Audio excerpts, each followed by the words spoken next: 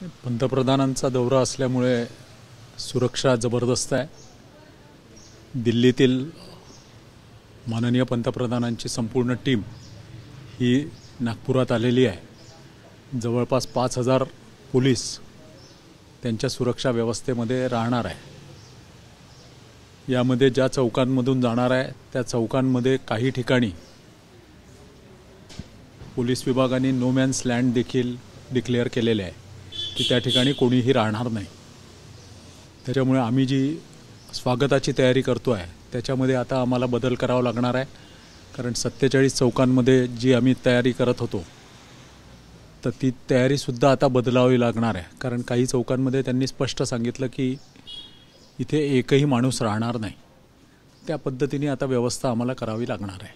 किती चौकांमध्ये स्वागत होणार आहे आणि आता ते लिस्ट आम्हाला दुपारी 12 वाजेपर्यंत पाठवणार आहे।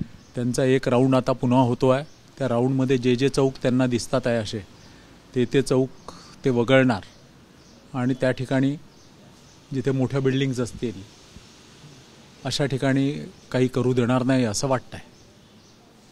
या स्वागतासाठी ज्या ते भगवा कलरची थीम डिसाईड करण्यात आल्याची देखील माहिती आहे। कार्यकर्ते भगवा, हिरवा भगवा आमचा जो भारतीय जनता पार्टीचा झेंडा आहे ते झेंडे लागणार।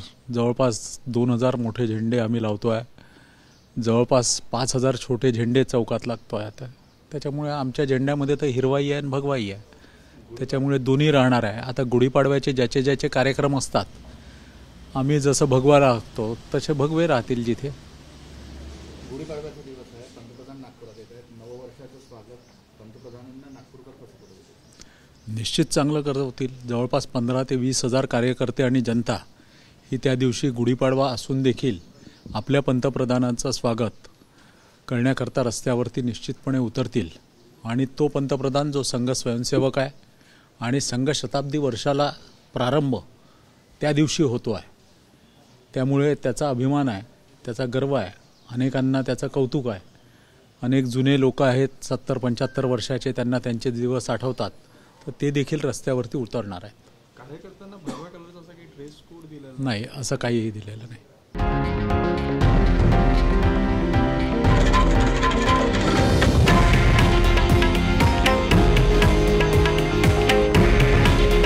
हे आहे देशातील नंबर 1 न्यूज नेटवर्क आणि आपण पाहत आहात TV9 मराठी। काळजी तुमची, हित महाराष्ट्राचं।